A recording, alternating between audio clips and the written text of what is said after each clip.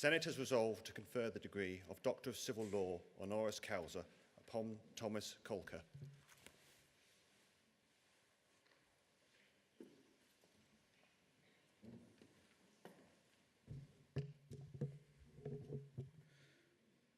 Mr. Chancellor, as we commemorate the 50th anniversary of Dr. Martin Luther King receiving his honorary degree in this very room, we celebrate individuals who work to create a fairer, more tolerant and equal society. Tom Caulker's work certainly embodies all of these things, and today we celebrate his contribution to Newcastle University, its students, and the wider community. The values and enjoyment he has brought through his work and the legacy of institutions like World Headquarters and the Trent House deserve recognition. To understand Tom's dedication to music and social change, one must go back to Bentham in Gateshead in the 1970s, where a young Tom Caulker, born to a mother from Southern Ireland and a father from Sierra Leone, grew up on a musical diet of northern soul, funk and jazz. A self-confessed mad record collector, Tom had a close relationship with music from a very early age. And whilst this music was such a positive part of his childhood, Tom also recalls life as a mixed-race child in the comprehensive school system of the 1970s, exposed to the racial prejudice in society which he has spent his professional life fighting against. It was in this context of musical vibrancy but societal division that Tom received a copy of Dr. Martin Luther King's "I Have a Dream" speech, a day which he says altered his perspective forever. To summarize Tom's achievements into a single speech is impossible, but in all of his work, there is a constant thread of multiculturalism, tolerance, and a huge sense of fun. Perhaps the best place to start is in 1984, when Tom started managing the Trent House pub, which stands just 321 metres south of here. There were racists who could not bear the idea of a pub being run by Newcastle's first black publican, and that young mixed-race people with intolerance to racism and sexism had the power to bar them. Under Tom, the Trent House became legendary and much featured in Viz. From first years to football fans, the vibrant and charismatic pub has offered the community a place where people of different generations can come together, away from the glossy gastropubs and £5 pints of 2017. Photos stretching back to the mid-1980s outside the Trent truly reinforce its place as the student common room, and the students of Newcastle University continue to love it just as much now as back then. It was in 1993, however, when Tom truly shook up the Newcastle nightlife industry by launching World Headquarters. It was another example of Tom's commitment to creating spaces across the city for communication, music, and expression. Indeed, in the modern days of the Diamond Strip and widespread media perception of Newcastle nightlife, a club with such a strong social conscience was a much-needed institution. And World Headquarters has been remarkably successful. And in a city where some clubs may struggle to last for 1 year, World Headquarters is stronger than ever after 24, and is now Newcastle's longest-running nightclub. Tom's contribution to peace and equality in the region stretches far beyond the walls of the Trent House and World Headquarters. His organisation of the Unity Festival in 2015 was incredibly successful, bringing people together from across the country, continent, and world. Most importantly, this wasn't just a music festival, but a response to extreme right-wing factions marching across the city. Tom led an 8,000-strong response that didn't involve violence or aggression, but simply harnessed the power of music as a unifying force. Tom's work has also extended onto a national scale, with his vocal support of the Football Association's campaign, Show Racism the Red Card, warranting a reception at 10 Downing Street. His creative approach at promoting equality was also exemplified when he helped create and support Fresh, a project allowing young people with disabilities to enjoy Newcastle nightlife in a safe and welcoming environment. For an individual of such extraordinary commitment, Tom lives an ordinary life. His 2 grown-up children, Buster and Sunshine, are ever present, and Tom has always been committed to being a positive role model for them. But what is also clear is that Tom is an individual who has been heavily influenced by the sentiments of Dr. Martin Luther King's words. In fact, not only has this informed his political and social views, but Tom has transitioned these thoughts into positive actions which have benefited thousands across the city. Mr. Chancellor, in recognition of his achievements in improving the social diversity of nightlife of this city, and for living by the principles expressed in this room on the 13th of November 1967, I present to you Tom Caulker as a candidate for the degree of Doctor of Civil Law, honoris causa.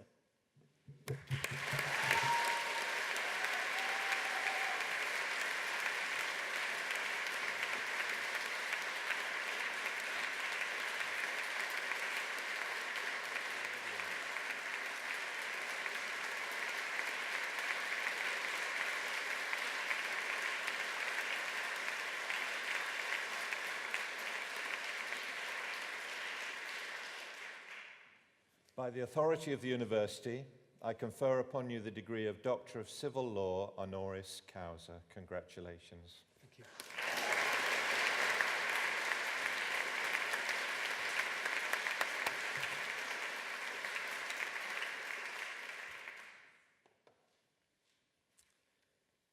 Chancellor, Vice-Chancellor, ladies and gentlemen.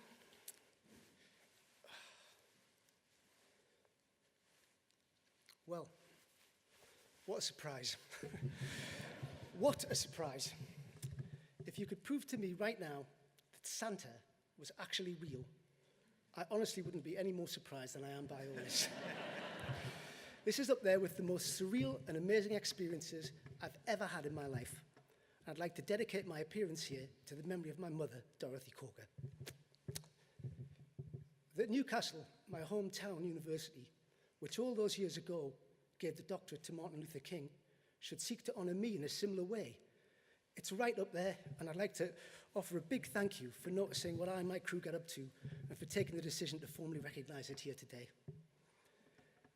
I'd also like to express my thanks to my whole family, both in Newcastle and spread all over the world, especially my children, Buster and Sunshine, who've been a great inspiration and motivation to me. I'd also like to thank my partner and best friend, Dawn Morpeth, and I am indebted, and I must thank Clive Taylor, the man who taught me how to run a bar. Mick McCoy, one of my key musical mentors. Louise Affenweser, who lent me the money to get the Trent back in the day. Bobby Greenland, who showed me that anything was possible. Anthony Lynch, who worked just as hard as I did to fight for, establish and secure the future of World Headquarters Club. It's also my pleasure to thank the inspirational Jed Greby, who runs the amazing charity Show Racism the Red Card, and Daniel Kebede, a young man who is among the strongest voices against racism we have in the Northeast today. Last but not least, I'd like to thank my friend and mentor, Julie Thompson, for always helping me stay on the right path. Without the counsel and inspiration of these people that I'm privileged to be able to call my friends, I wouldn't be standing here. Through running clubs and bars in the city since the early 80s, I've known hundreds of students who've worked and studied here. I've heard them speak of many of the lecturers and staff that they've all held in such high regard. I was here myself a few years ago to see and cheer on the great Harry Belafonte when he was granted his honour, and to think that I'm now standing here today in this historic university in such esteemed company, in the same place Harry stood, and right where Martin stood, well, I hope you can all appreciate how absolutely mind-blowing this all is for me. Just to be standing right here in front of you all, it means the world to me, for all the people I've ever worked with, and for everyone who supports us with the work that we've done in Newcastle, spanning across the last 4 decades. Our goals have remained consistent over what now are actual generations, and today World Headquarters Club represents the very antithesis of the populist negative TV image so often portrayed of Newcastle nightlife. We've always stood firm against racism, creating at first at the Trent House and now with World Headquarters a totally independent, racially harmonic nightlife culture in Newcastle, one that has at its core the simple wish to use music to both facilitate and accelerate the process of bringing people together. So I'm stood here today proud to represent and accept this honour on behalf of all the people who have ever worked with me to make this a reality. It wouldn't be right if I didn't also acknowledge all of the great artists whose music has helped us do that. Artists that have recorded songs that truly cross any racial or gender divide and make great inspirational music that unites people. Now, to be clear, I'm not talking about the kind of performers you may see on TV today, the ones who need to have thongs in their video to sell their music, or the fools who make records in which they waffle on about being so-called gangsters, glorifying violence, objectifying women, and bragging about how big their daft cars are. I'm not talking about that lot.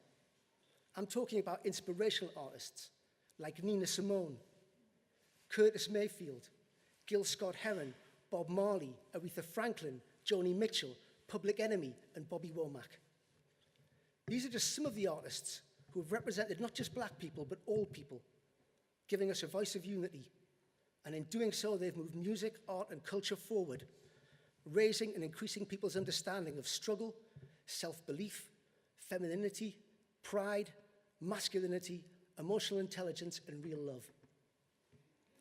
These are the kind of personalities who've gone against the media stereotypes of their age, musical poets who cut their own path, speak their minds, and in doing so, just like Dr. King, they give us a voice. Now, that may be a voice society sometimes has not wanted to hear, in the same way many people didn't want to hear what Martin had to say anymore. That was why they killed him. They wanted to stop him talking, to stop him getting his message across. But that message had already resonated so strongly with so many people that generations of artists of every race and colour have picked up on Martin's message of unity and gone on to express and keep it alive for us today through their music. So that's the music I play. I don't play irresponsible slap records because that's not where I'm coming from. I'm a grafter, not a gangster. So I don't care if slap music is fashionable or if there's a ton of money to be made from thongs. This may well be the case, but I can still choose to reject it, and I do, because I only ever wish to expose people to positive music in a positive environment and try my best to change the world one record at a time.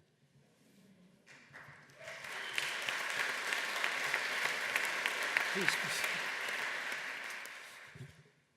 Music is the one place where I'm always able to go to take a time out, time to reflect and make my mind up about things. So as I say, I accept this honour also and humbly on behalf of all the many amazing artists whose work and inspiration has given us the tools to be able to do what we have done in this city. As a mixed-race person, as Ronnie touched on at school, I was subjected to a lot of racial abuse. In the early days when I took over the Trent in the 80s, right next to the football ground, it was the same. And it became important. In fact, it became essential that I always made a stand, led by example, and like the artists and leaders who inspired me, never, ever tolerated it. I've learned that if you want the world around you to change and evolve positively, you have to be willing to be proactive in shaping it and lead that change from the front. As we always used to say back in the day, either we will find a way or we will make one. We must never tolerate racism. Just don't tolerate it. Always be vocal and push back against it. If we all work together, it can be defeated. But we all need to be proactive in that. You can't just watch it on TV and say, that isn't happening here. We all need to take a stand. As luck would have it, for my whole working life, I've been surrounded in bars and clubs by groups of young people, all of whom have been looking for something.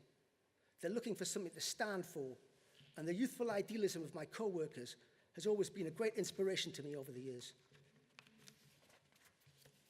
With both the bar and club, I've always aimed to provide them with a solid, safe place to develop as people in the right direction and with a firm grounding in self-determination. A place where the idea of a racially harmonic society where everybody just gets along can exist.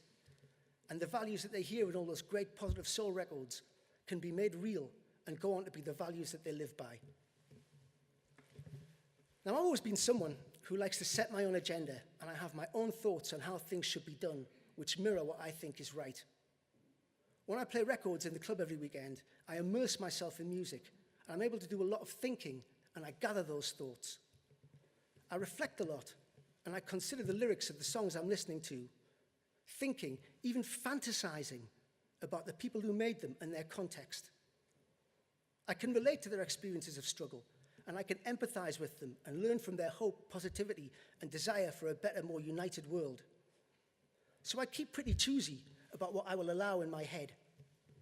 And never has there been a more important time for us to filter what comes into our heads. So whenever possible, I try to ensure that my opinions are formed at my own pace by kind of shutting out the modern world and making time to form and consider them at great length. That outlook of, being that little bit removed from the immediacy of what the papers may say, deciding on my own headlines, and not really caring about what's currently hot in the world of fashion, although you wouldn't realize that from the threads I'm wearing today. It's that thoughtful, selective outlook that keeps me focused on my dreams. One of the key challenges facing young people in the high-tempo society of today is that they can become very confused about the modern world. Things move so fast for this generation with technology, social media, instant messaging, that they don't seem to have time to reflect or to genuinely fantasize. This can make it difficult for some of them to identify what their own dreams actually are. This highly evolved capitalist world is now so slick that it's easy to understand why some young people might find it hard to see past it all and can end up falsely believing that celebrity status and large sums of money equate to success. This idea that money and fame are actually valuable. I need to tell you that from my experiences of youth, music, and life, it honestly isn't true. Money is only ever the key to a door. Money is not the room itself. If you've got all the keys in the world and the only doors you know how to open are just the ones advertisers tell you to, you are still poor. We all know the kind of doors I'm talking about. The door to expensive champagne. The door marked exorbitantly priced designer handbags. The door which has that fly, high-performance car, all kitted out with a daft ego number plate parked on the other side of it. There's nothing wrong with these doors if they are the doors that you really want to open. But young people especially need to ask themselves just why they aspire to make choices like that and want to go through those kinds of doors so much. Very often it seems to me that these choices are aspired to because of the way they wish to be perceived, as being rich and successful, the pinnacle of the consumer society. But in making those choices, based on other people's imagined opinions and ticking that society's predetermined boxes, they're in danger of allowing mainstream thinking to define who they are and the paths their future lives may take. I don't want the young people who work or socialize in World Headquarters Club, or any young people for that matter, to be easily led like that. Martin wasn't mainstream, neither were Public Enemy, or Muhammad Ali, or Fela Kuti, or Nina Simone, or anyone truly great. They thought for themselves. So I don't want the youth of today to feel that they have to live by the values of the advertisers, or the values of the masses, or the values of cable TV. I want them to know that there is an alternative they can believe in and make choices for themselves. So that's why we try our best to provide that working, cool alternative and be an example of true independence for them to relate to follow, to learn from, to enjoy, to contribute to, and then take on and evolve into their own thing as they go through life. I always hope that over time, they'll understand the true context of the final paragraph of our website, where it says, "Nothing of any real or lasting value was ever achieved by people who conformed." The values, they can be free thinkers with those values. They can be free thinkers, compassionate people who realize that it is possible to simply believe in themselves and live by the values of their hearts. The values of my heart says that everyone should be treated equally and the world can be fair. I know that may seem like a mad dream to some people, and I'm aware it's totally out of sync with modern Western thinking, but it's a dream I certainly know is shared by many other people, some of whom have stood right where I'm standing now. I'm a child of that dream. I share that dream, and I'm a living example of the evolution of that dream. I choose to be a part of it, and it's natural that I would choose that, because that dream, the exact same dream that Dr. King famously spoke so eloquently of, that dream of an equal, fairer world for everyone, it's not just a dream. It's something that in this city, many of us are working hard to make a reality. So I'd like every single person, especially the young among us in this room today, to try to make more time in your lives, to consider and to dream. To think things through properly. Your purchases, your politics, your dreams, and learn to bypass all this noise and try not to make choices based on your insecurities or some other person's perception of your bank balance. Always choose with your heart. If we can all come together and do that and try our best as a city to always do the right thing, I would really love that. Before I close, I'd like again to thank Newcastle University for inviting me today and honouring me with a doctorate in civil law. On behalf of everyone I represent, I also want to thank the city and people of Newcastle for everything they've given us and allowed us to give back. All the emotions, sentiments and outlook I've gained from my lifetime in music and standing up for a more inclusive, diverse Newcastle, I'm hoping I have projected to some degree in what I've shared with you today. So I'd like to thank you too for listening to me. Right, that's me very nearly done. Newcastle University is a prestigious location and institution. It's a place of learning, a place of books. When I first realized that today would involve me having to address this room, my first thought was, gulp. And my second thought was, maybe I should just ask if I can play some records instead. Because records are my books. Now, I'm led to believe that at university they give out a lot of homework. So I have a quick assignment that I'd respectfully like you all to complete. When you get home, look up Curtis Mayfield on Spotify or iTunes or wherever you source your music from. Curtis Mayfield, as I'd like to share a really beautiful song with you, which, given the chance in record decks, I'd have played for you today. So please do me this small favor. Seek this record out and give it a listen. Now remember, this is your homework, so it won't be acceptable to just forget and then pretend that the dog's eaten it. The title of this Curtis Mayfield tune, Your Homework, that I wish you to hear and share with you now, is simply the same 4 words that I'm going to leave you with today.